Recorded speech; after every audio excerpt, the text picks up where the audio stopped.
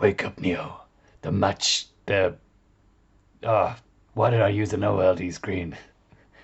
Don't use an OLED screen if you want to actually have readable text. It's insanely small. It's the tiniest screen in the world, but it's, you know, it's a little bit hard to read.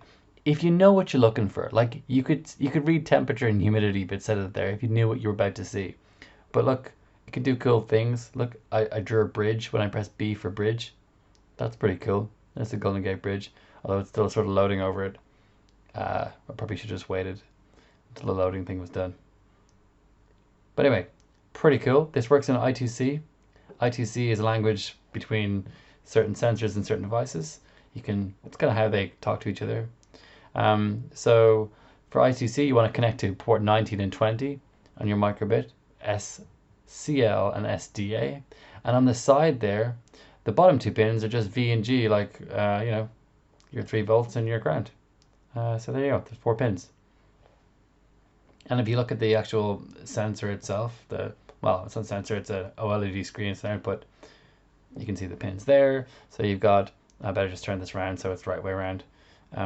You've got ground, VCC, this is your minus and your plus, and then SEL and SDA, that's 19 and 20. There you go. So plug them in, bamsy bam. So to get any text or anything to show up on this OLED screen, you're going to need this little module here. So you can find this under extensions. And if you just type I2C, you can see a bunch of things that work with I2C, various yokes, but this is the one down here, the SSD 1306.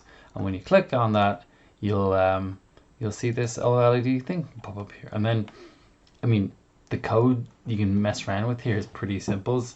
It's quite limited, but like it does the job. You'll need to say what kind of screen you have. The one I got off Amazon was 128 by 32. So I just changed, like, actually I didn't even realize, and it worked fine with 64. I'm sure I would have found out later what the problem was, but maybe it was a golf screen or something. Show a string, that's just to show text, show numbers. When you show a string, it by default goes on to the next line, so you can say without new line.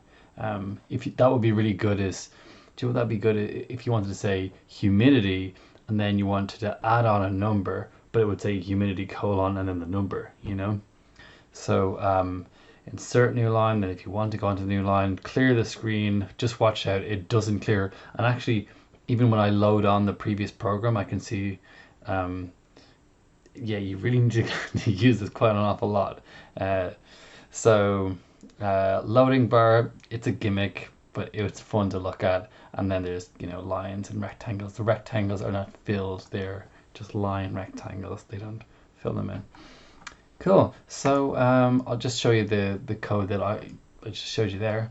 When you start, I just had some paint variables to paint that bridge, but it just showed text, clear the screen. Sometimes the clear the screen doesn't quite work. I don't know why. Maybe give it a little pause afterwards.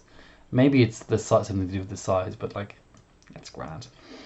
And then when I press A and B, the loading bar, the way I did this was, I just repeated 100 times, changing the variable load. I made a variable called load, and I changed it by 1, and I paused 100. So that's there you go. It's a fake.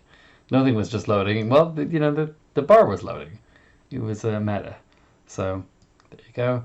And then to paint the bridge, what I did was I went a line from X to Y, and then I just changed by some random numbers. There you go. And a few iterations later, it sort of looked like a bridge. Okay, that is it.